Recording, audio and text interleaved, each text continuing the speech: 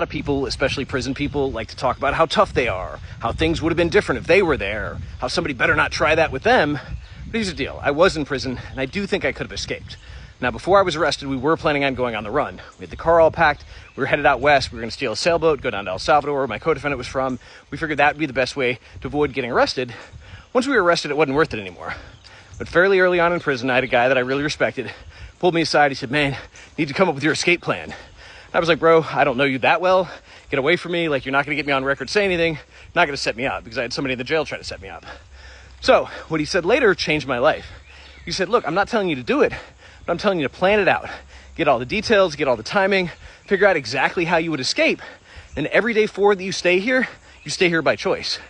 It was like a light bulb in my head where I was like, that really is the problem. Like, I don't like being in prison. I don't think I'm ever going to like being in prison. But it's that feeling of powerlessness, or that feeling of being stuck and not being able to do anything, when I recognized I actually could do something.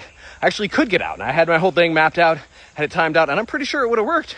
But I would have had to deal with the chaos after. Like, okay, once I get out, where do I go then? How do I organize? Am I going to ask for help from family and friends and put them in the line of fire or potentially get them arrested? Like, no. It was easy for me to say, I did these things, need to accept responsibility, need to deal with the consequences of my actions. And that was why I never tried to put my plan into action. Once I had that plan, once I was sure it would work, it gave me a sense of freedom that I'd never had before. That's why it's so important to reframe situations and reframe our place or our power in situations, because it actually gives us freedom.